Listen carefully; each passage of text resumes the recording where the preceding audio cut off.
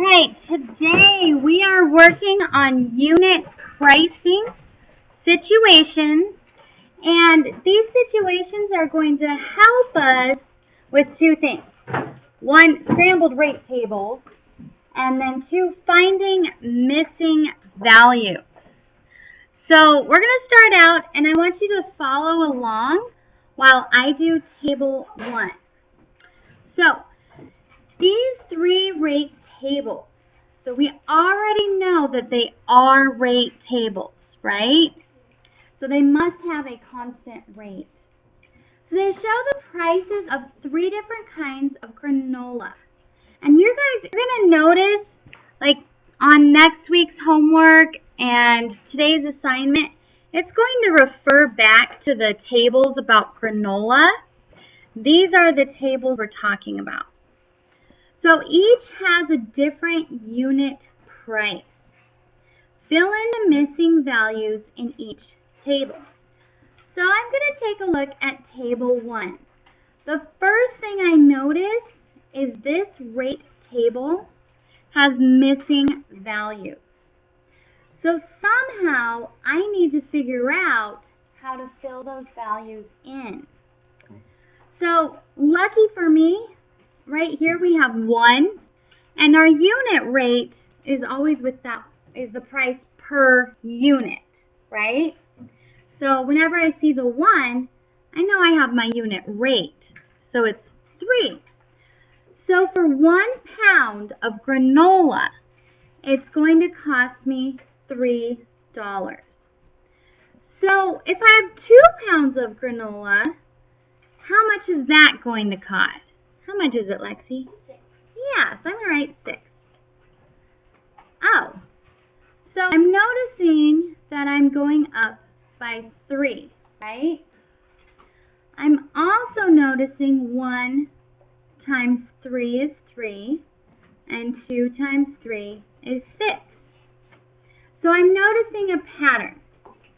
So if I have 3 pounds of granola, I could think 3 times 3, because each one is going to cost $3, right, guys? So 3 times 3, well, that's 9. Did I just go up by another 3? Okay. Uh-oh.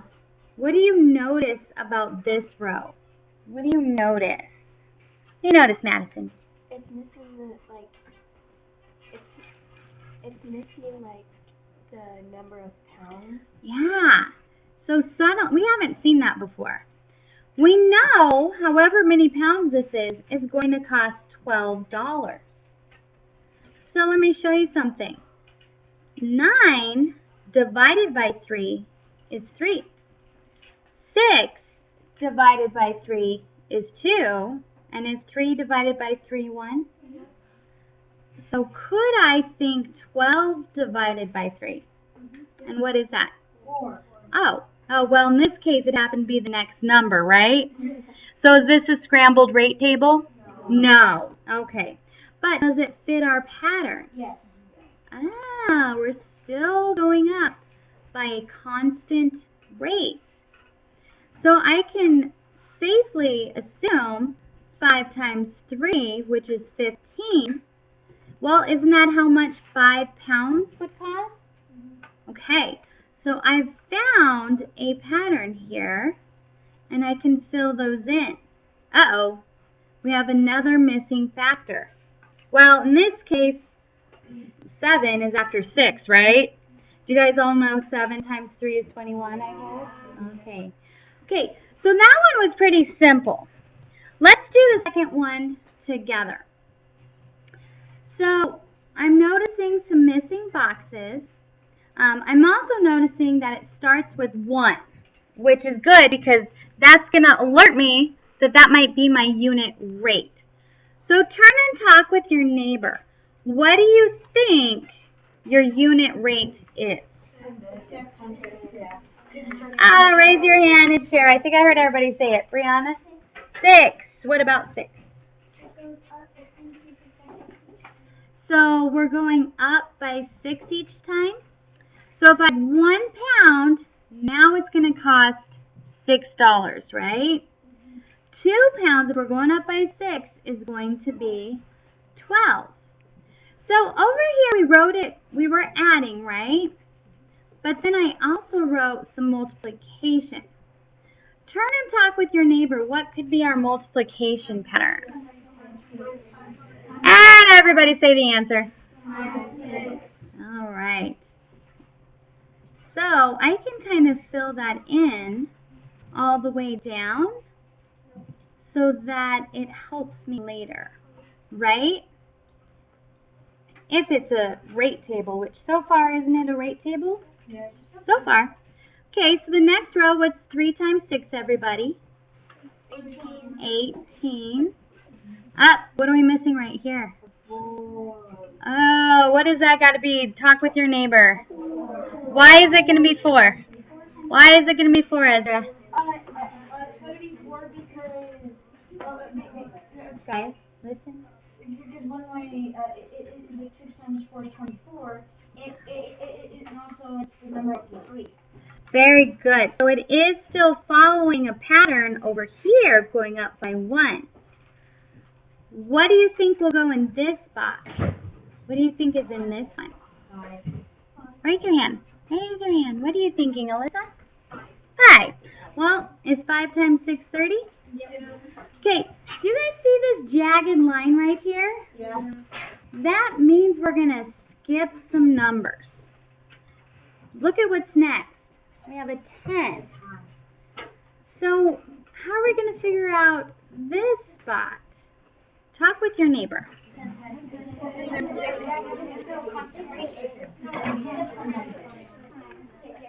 Okay.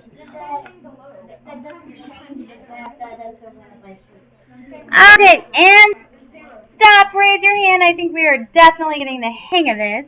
What are you thinking, Tommy? Well, since our pattern is times 6, if it's 10 times 6 is 60. Same old 0 trick. Yep, the 0 trick. I like that. Okay, so down here, we have 600. So look, it's skipping again because we have that jagged line. How am I going to figure out this one? What are you thinking, Alani? You could do division, or if you know your math facts, you know that 6 times 9. Yeah, that was kind of a simple one, right?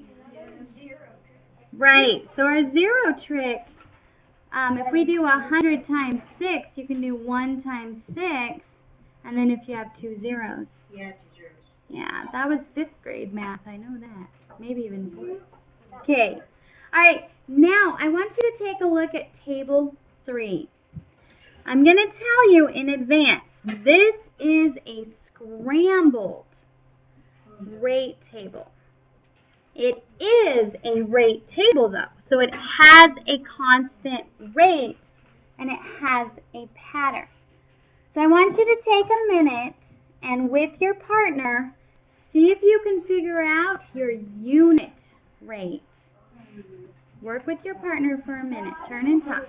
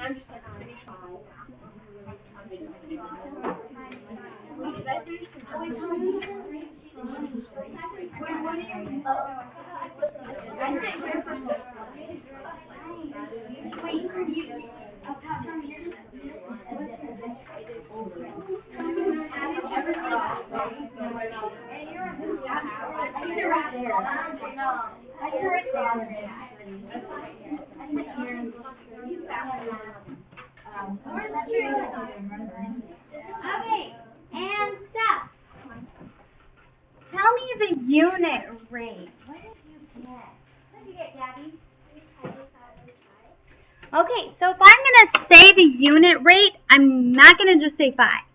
I'm going to use that vocabulary we learned yesterday. So I'm going to say $5 per pound. Or I could say $5 for each pound. Okay, don't forget that vocabulary. So, I know 1 times 5 is 5.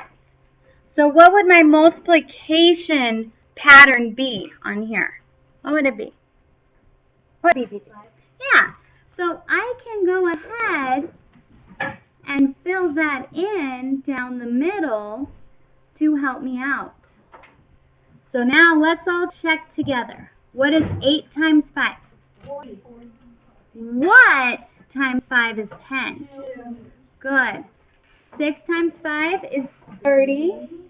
So this one right here was probably the fact that helped you figure out your unit rate. Okay. What times 5 is 100? I saw kids stuck. Go ahead and say it. 20.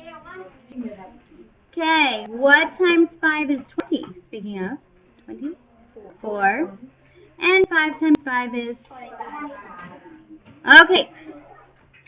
So, hopefully that helped a little bit with scrambled rate tables. The last thing that we need to do, and I'm going to show you this first. We're going to learn about unit rate triangles. So, do we need to move some magnets? We're in 6th grade. I'll wait till we're quiet.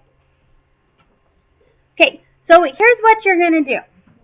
You're going to take a table and you're going to graph it. So you're going to watch me first and then I'll give you graph paper and tell you what table to do. So on your graph paper, you have to decide what your X and Y are going to be. So across the bottom, I'm going to go ahead, wow, they don't leave you room to label, do they? I'm going to go ahead and just say, I guess out here in the space, number of pounds. So I'm looking at the first table. And along the y-axis, I'm going to say cost in dollars. Okay? So, if I look at number of pounds, I could count by 1. And I'm just going to do the numbers on my table for right now. And if I look at dollars, I could count by 1 up to 21. I think it'll fit.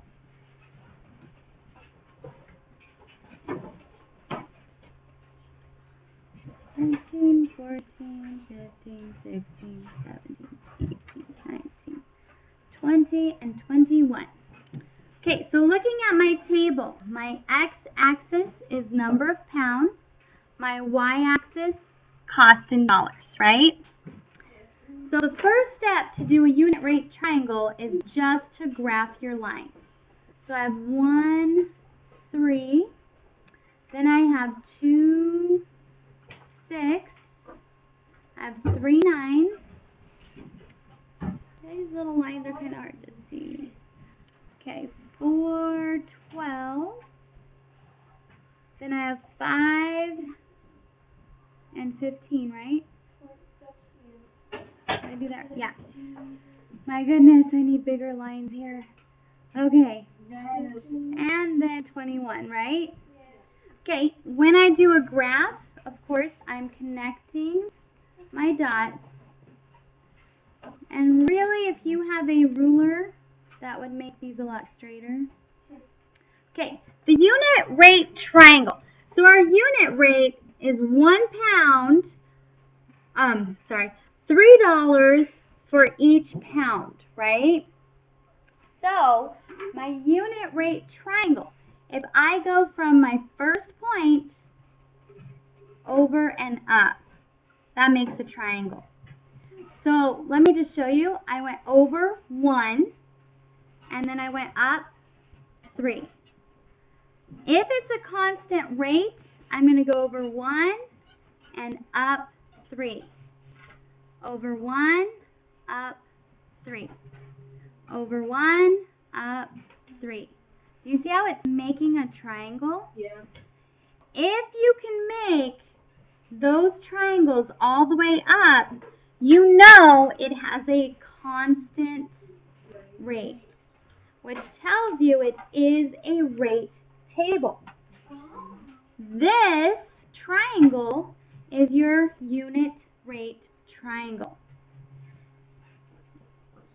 So that's all they're talking about.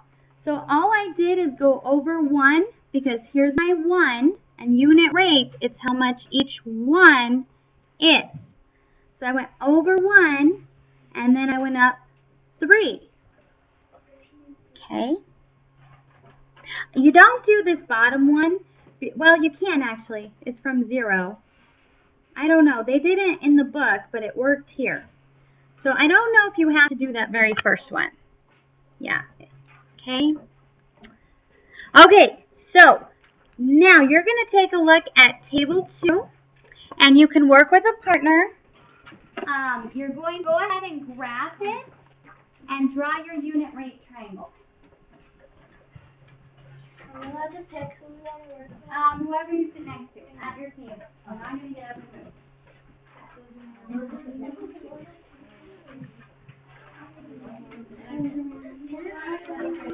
Oh gosh. I think I made enough.